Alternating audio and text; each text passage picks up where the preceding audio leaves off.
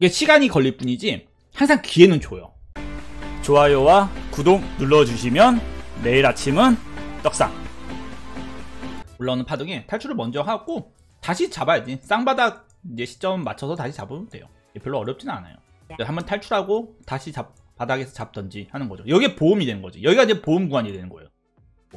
왜 보험 구간이라면 여기 뚫으면 상승인데 만약에 올라왔다가 매도를 안 치고 떨어져 버리면 여기서 반등을 치면 다행인데 여기서 떨어져 버리면 이게 문제가 되는 거죠. 영원히 오지 않는 자리가 되는 거죠.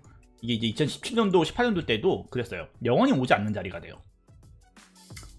시장이 그거 아세요? 여러분들 이게 시간이 걸릴 뿐이지 항상 기회는 줘요. 보면 이전에 우리 하락장을 한번 볼까요?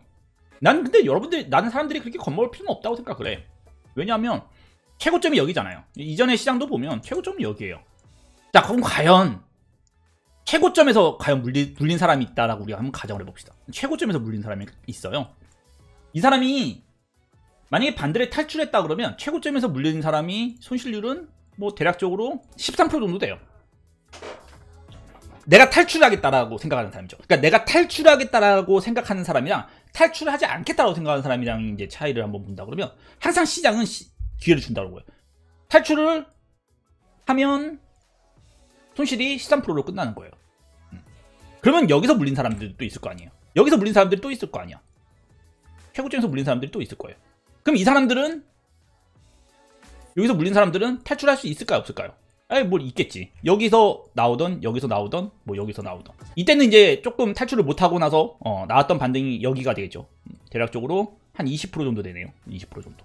그럼 여기서 물린 사람들은 또 탈출할 기회가 없을까라고 하면 있지. 다음 반등 때 올라왔잖아. 또 이제 떨어지고 나서 마이너스 어디까지 보고 와요? 마이너스를 50%까지 보고 봤지만 결국 반등을 쳐가지고 마이너스 10%대로 끝낼 수 있는 거예요. 어떻게 보면 시장이 기회를 준 거죠. 시장이 또 기회를 준 거예요. 그럼 좋아. 여기서 또 물린 사람들도 있을 거 아니야. 매 순간 물린 사람들도 있을 거 아니야. 그럼 이 사람들이 내가 반등이 나왔을 때 손실을 치겠다. 마이너스 10% 안에서만 손실을 치겠다 하면 마이너스 50%까지 손실을 보고요. 마이너스 50%까지 손실을 보고 결국에는 여기죠. 한 16% 정도 되네요. 16%, 15% 정도 손실로 끝낼 수 있게 되네요. 그럼 여기서 또 물린 사람들이 있을 거 아니에요. 여기서 또 물린 사람들이 있을 거예요. 그렇죠? 여기서 또 물린 사람들이 있을 거예요. 그럼 이 사람들은 마이너스 40%까지 보고 왔다가 마이너스 15%나 20% 안에서 끝낼 수 있는 거예요. 이게 투자에 대한 경험이 없으니까 이런 걸 잘 몰라요, 사람들이. 차트의 의미가 있냐고요? 차트에 대한 경험이 있어야지 이게 있다라는 것도 알 수 있는 거예요. 여러분들은 저축을 왜 해야 됩니까? 여러분들 저축을 왜 해야 돼요? 살아보니까 내가 저축 안 해놓으니까 나중에 힘들어지는 거야. 내가 나중에 진짜 돈이 필요할 때 돈이 없는 거야. 모아놓은 돈이 없으니까. 내가 저축을 안 해놓으니까 내가 3년 전에 내가 저축만 좀 해놨으면 아파트 사가지고 2배 올랐을 텐데. 경험이잖아요, 경험. 우리가 경험으로 알게 되는 거잖아요. 차트의 의미는요. 차트가 무슨 의미가 있냐면 경험이에요, 경험. 차트를 가지고 이전에 흘러왔던 걸 보고요. 그 흘러왔던 역사를 가지고요. 앞으로 어떻게 될 건지에 대한 경험을 쌓는 거죠. 우리가 돈을 모으는 이유도, 저축을 하는 이유도 경험적으로 알기 때문에 그래요. 뭘 경험적으로 알아요? 내가 돈을 안 모아놔 보니까 부동산이 정말 괜찮은 가격이라고 생각됐을 때 못 사고 저축을 안 해놓으니까 살다 보니까 너무 힘들더라. 모아놓은 돈이 조금만 있었어도 안 그랬을 텐데 뭐 이런 거잖아요. 그리고 우리가 살다 보니까 쓴 일을 많이 당해보니까 만약에 지금 또 여전히 차트가 무슨 의미냐라고 얘기하는 사람들은요. 앞으로 2년, 3년 있다가도 똑같은 얘기를 할 거예요. 똑같은 얘기를 할 겁니다. 의미를 두고 차트에 의미를 두고 차트를 공부를 하고 역사 공부하듯이 공부를 했던 사람들은요. 2017년도 때 2018년도 때 돈을 잃었던 사람들이에요. 2018년도 때 돈을 잃었던 사람들이 차트에 대해서 의미를 두고 공부를 하고 나니까 이번 장이 참 재밌어. 이번 장이 참 재밌어요. 돈이 눈에 보이는 거야. 이렇게 흘러가면 이렇게 흘러가면서 이렇게 흘러가더라. 이런 식의 자기만의 경험과 노하우가 쌓이는 거야.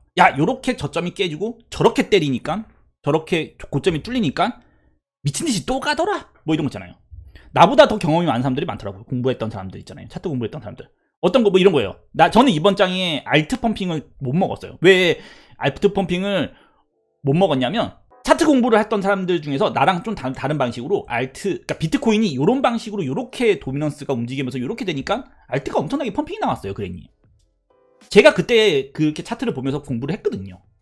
그게 3년 있다가 초대박으로 오게 되는 거예요. 지금 차트를 보는 거는 의미가 없겠지. 왜 의미가 없냐면 옛날 걸 본 적이 없으니까. 옛날을 경험해 본 적이 없으니까. 심지어는 옛날 차트가 있는데도 볼 생각을 안 하니까. 그러면 이게 무슨 의미가 있겠어요? 정확히 말하면 의미를 찾을 수가 없는 거죠. 의미를 알 수도 없는 거고 여기서.